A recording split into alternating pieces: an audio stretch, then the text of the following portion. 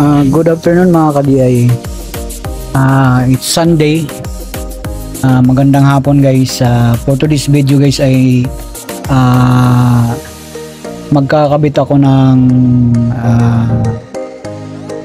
auxiliary lights ko dito sa ano ko guys, sa Honda Beat ko. So ito guys, nandito ako ngayon at nagwa-wiring ako.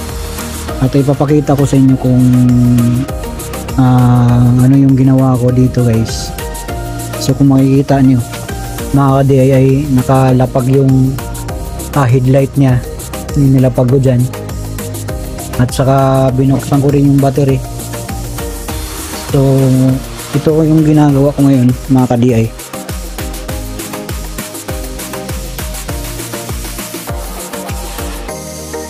Yan yung wiring guys. Kung makikita nyo mga ka-DI ay salasalabat pa yung wire natin. At maya maya i-explain ko isa-isa yan pag malagyan ko na ng insulator yan. At para makita din niyo kung paano ko ginawa mga ka-DI. So nandito sa clearings guys, ito nandito yung ilaw natin. Yan, kung makikita nyo guys, hindi pa talaga naka-fix yan, pero mamaya pag ikabit ko na yung itong headlight nya at ipipix ko yan guys. So antabayanan nyo muna mga ka-DI at ipipix ko lang yung mga wiring at mamaya ko na-explain sa inyo guys. One eternity later. Yan ang mga ka-DI. Kung makikita nyo mga ka-DI, nilagyan ko yun ng tagging yung relay nandito sa ilalim. Tapos ito yung sa ilaw natin guys. Yan, makakonect na doon sa ating headlight banda. Tsaka may bracket na siya mga ka-DI. Yan. So ito yung connection na guys. Siguro hindi nyo marirelate ito, pero bibigyan ko kayo ng diagram kung paano ito iwa-wiring mga ka-DI.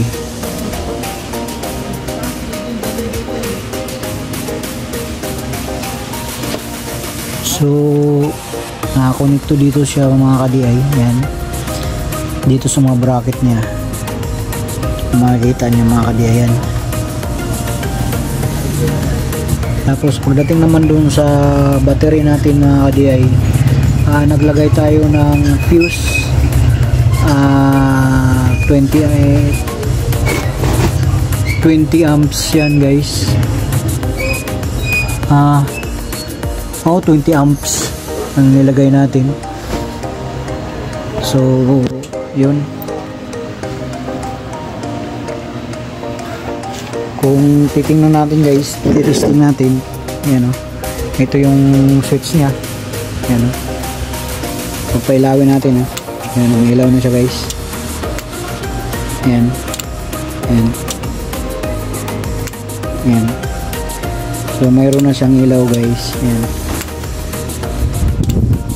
Yan. So natapos na natin na pag-wiring mga ka-DI. Ang ikakabit na lang natin dito, lalagyan natin to ng cable tie para maayos yung wiring natin guys. So antabayanan lang yung mga ka-DI at ayusin ko to. One eternity later. Yan lang mga ka-DI. Naibalik ko na yung flarings nya guys. At ito, hindi ko pa nahipitan tong mga ilaw na to. Hindi ko pa ito na fix talaga, mahaba yung mga tornilyo. Siguro putulan ko to guys. So titingnan lang natin kung ano yung maganda dyan, o kung bibili ako ng tornilyo na mas maiksi-iksi. So yun guys, at naikabit ko na. Nandito yung ano natin, mga ang relay at saka yung lead driver niya guys na dalawa. tinipan ko lang to siya, tapos dito ko nilagay. So kung makikita nyo, yan yung wiring niya. So di ko pa na-fix yung switch niya. Ito yung switch na guys. Kung titingnan natin guys, yan yan, umiilaw na siya. So medyo nahirapan ako pag alagay ng clearings pagbalik, dahil medyo bumabangga yung wiring ko dito na side. Pero inayos ko na at naibalik ko na. So ito na lang cover ang hindi ko pa naibalik guys. So madali lang naman ibalik to, pasok lang natin na ganyan. Ayan, tapos din yan. So yan, balik na natin. Tutornilyohan na lang to dulo. So yun na siya mga ka-DI. Nalagyan ko na yung Honda Beat ko version 3 ng auxiliary lights guys. Yan.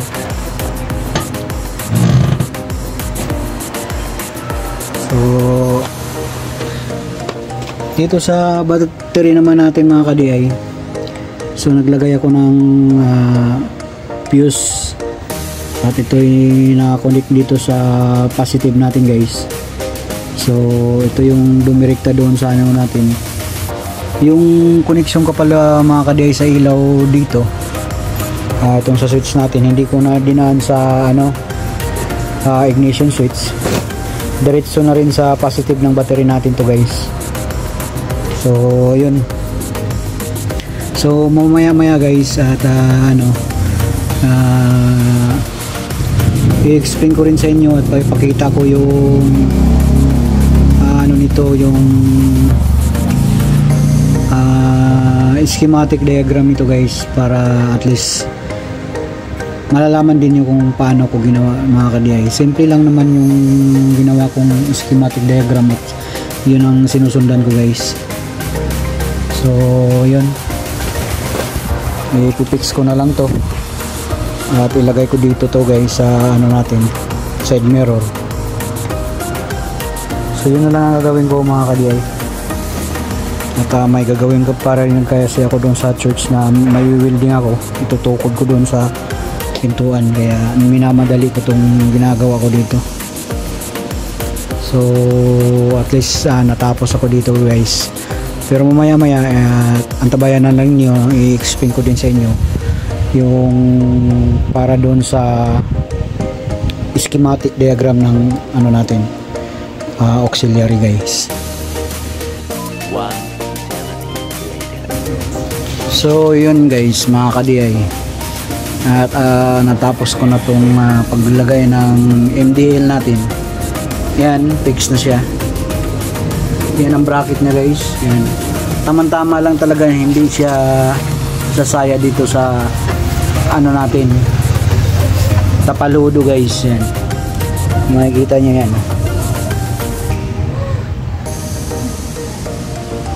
So nilagyan na natin ng sticker, na ibalik na natin lahat.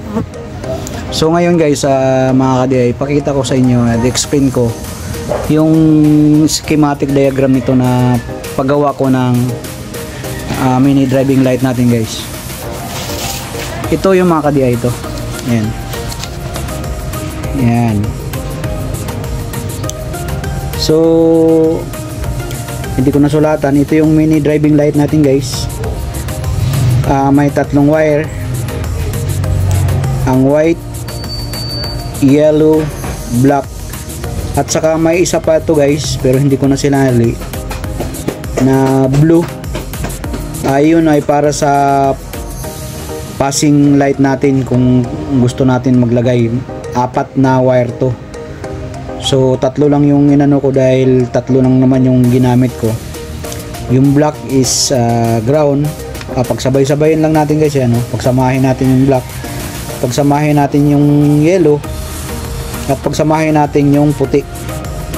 So yung puti, kung makikita na ito ninyo dito guys, ay ito yung dalawang relay. So may number yan siya, 87, tapos kabila din na relay 87, tapos dito 86, 85, ganun din dito, 85, 86, tapos 30. Ito yung supply na guys, yung 30.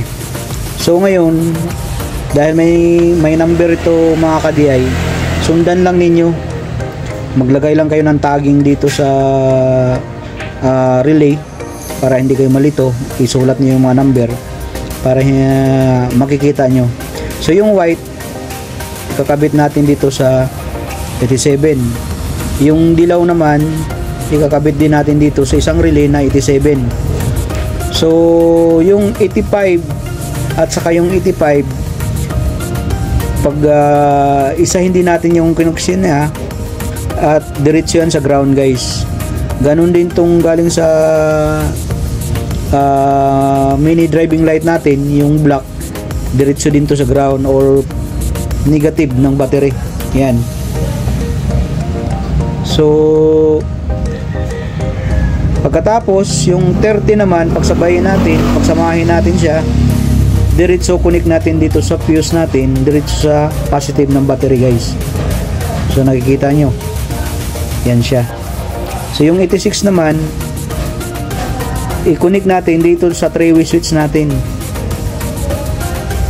So itong 3-way switch kasi itestiran nyo kung saan yung common guys, yun lang naman importante. So i-connect natin yung 86 sa relay, diretso dito sa 3-way, so may wire yan. Tapos yung 86 naman sa kabila na relay, diretso rin dito sa 3-way switch.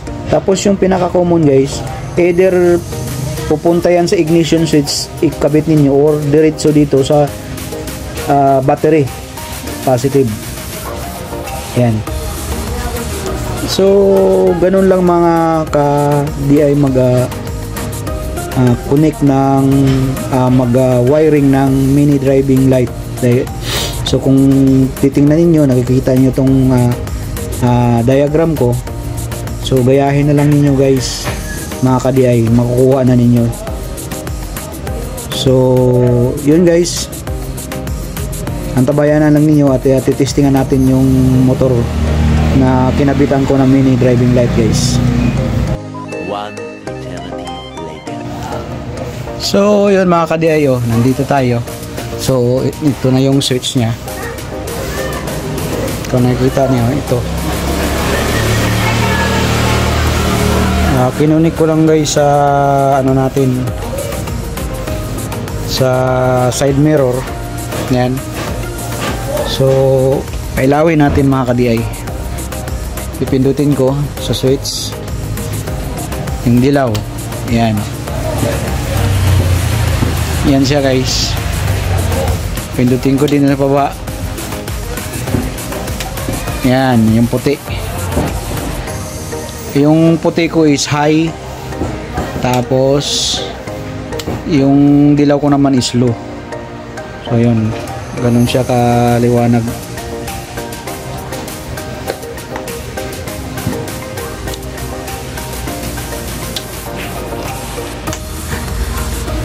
Yan, ganyan siya kaliwanag mga ka-DI.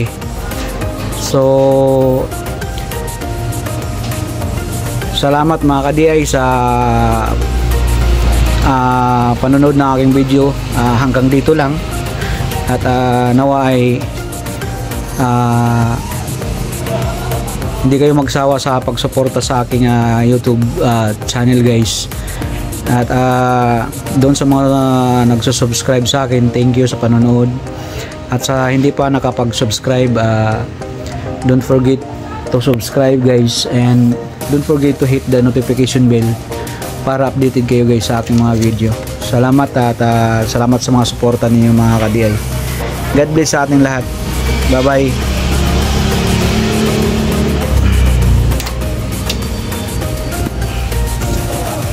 So yun yung Honda Beat ko guys. Yan naman yung zoomer ko.